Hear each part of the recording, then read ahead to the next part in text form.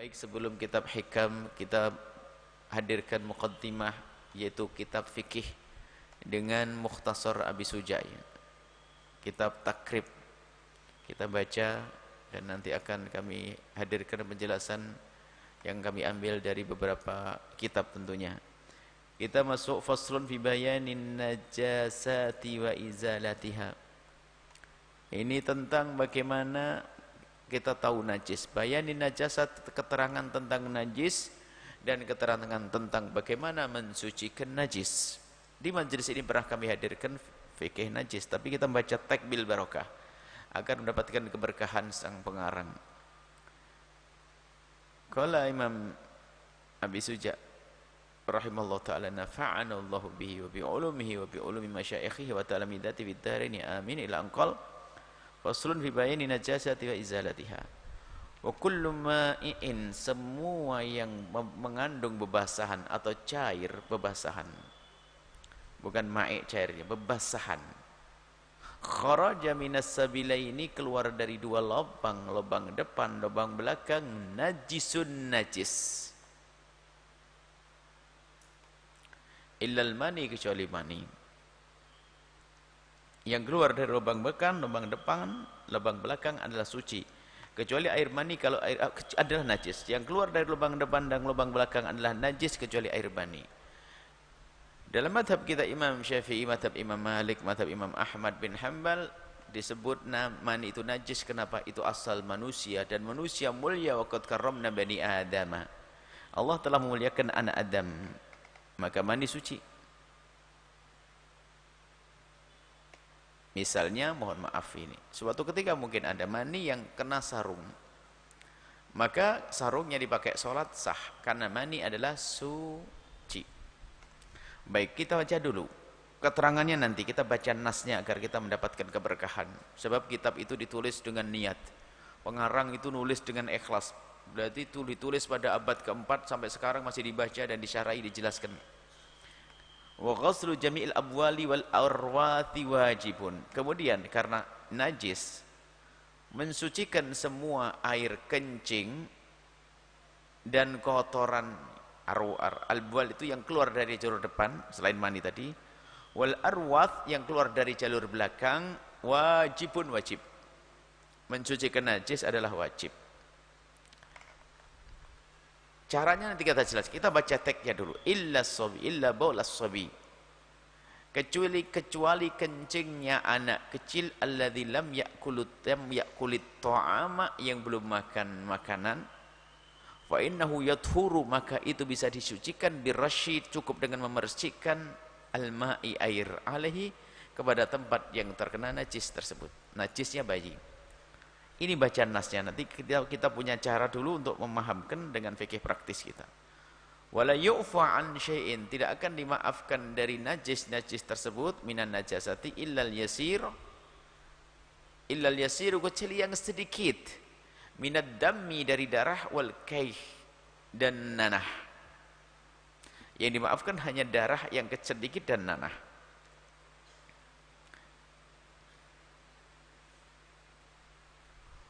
Kemudian dibaca wa mala nafsa lahu sa'ilah, dan binatang yang tidak berdarah mengalir, dan binatang yang tidak punya aliran darah.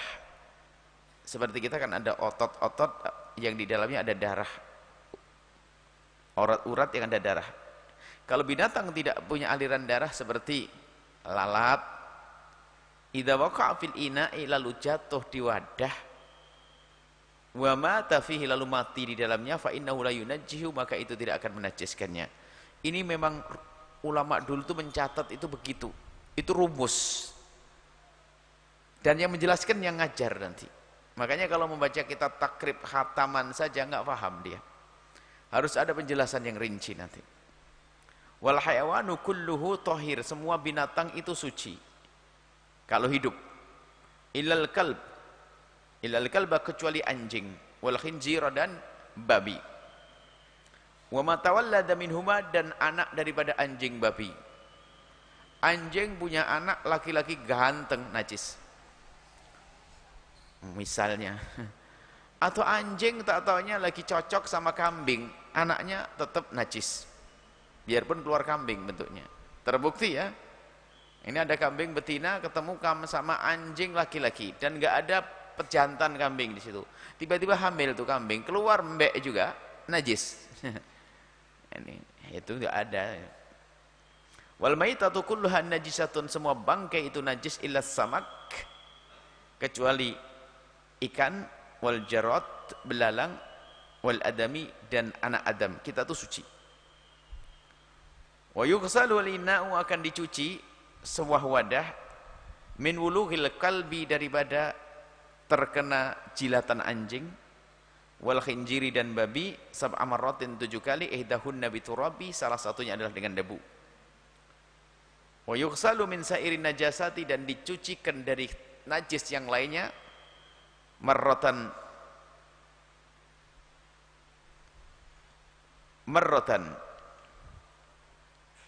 sekali, ya. Wa thalathatu afdal, 3 kali sunnah. Wa idza takhallatat khamratu, kalau khamr itu telah menjadi cuka, binafsiha, dengan dirinya, tahurat, menjadi suci. Wa idza khullilat, tapi kalau dijadikan cuka karena sengaja oleh orang, yutrahu, ditaruh syai'un, sesuatu, fiha, di dalam khamr tersebut, lam tathur, tidak akan suci. Baik, ini nasnya. Kemudian kita masuk satu-satu. Najis itu apa? Ya kan gitu. Najis itu adalah sesuatu jika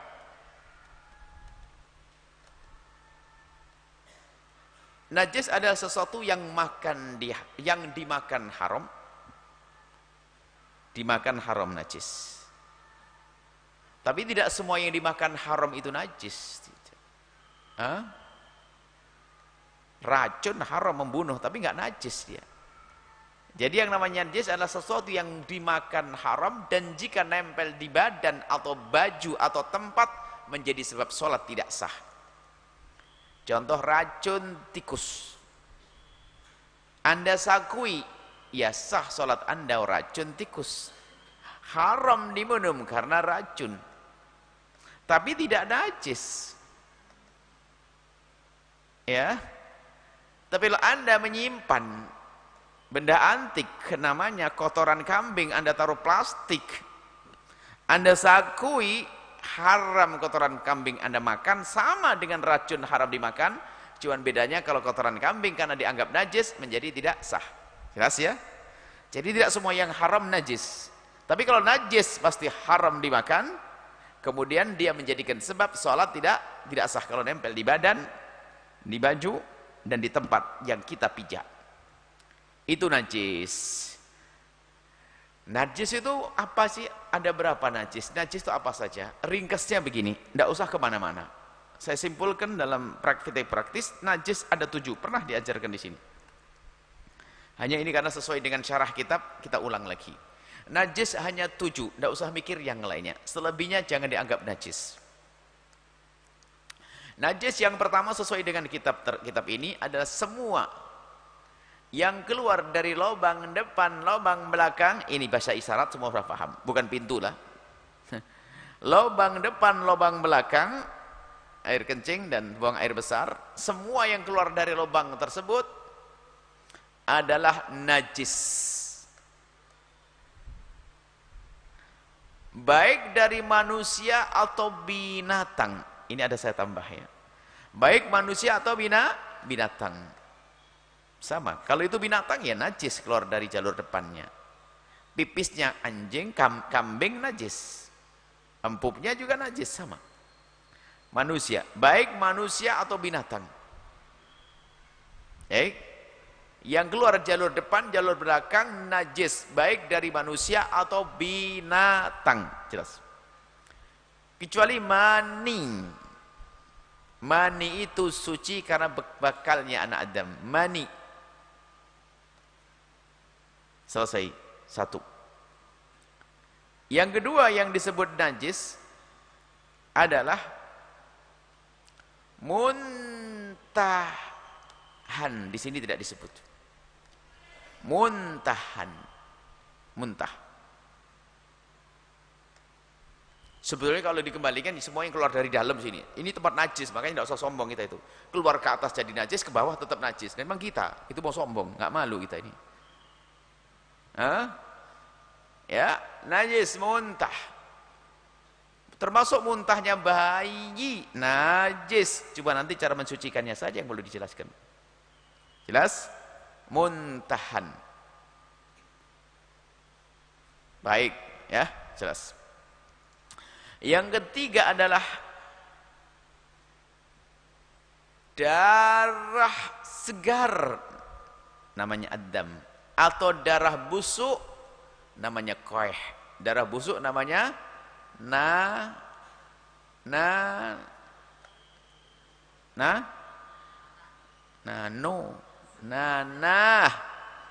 Masa enggak ngerti darah busuk ini?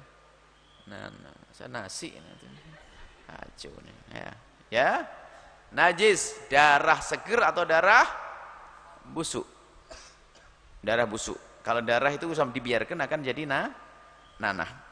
Jelas. Itu ada pengecualian nanti. Kecuali dua darah. Hati dan limpanya binatang halal yang disembelih. Hatinya kambing sama limpanya kambing. Itu dianggap sebagai darah. Jelas. Yang dianggap najis adalah darah. Maka dari itu Anda tahu bahwasanya yang dijual di pinggir jalan namanya marus. Lebih baik nggak tahu memang. Cuman kalau nggak tahu repot, jangan-jangan Anda makan. Ini pernah saya kejadian mampir sebuah warung, saya pikir itu ati. Apa Pak? Cuman bukan marus namanya yang Jawa Timur tahu. Dideh. Apa ini? Dideh. Dideh itu apa? Darah. Allah, sudah taruh di piring ini nggak jadi makan sudah. Ya dibayari saja, selesai. Haram dan najis. Darah. Selesai ya? Jadi darah najis atau darah busuk najis, jelas ya? Tidak usah bingung, jadi berpikir mudah dihafal. Yang berapa tadi? 3 ya? Hah? Yang keempat adalah bangkai. Bangkai. Selain daripada 3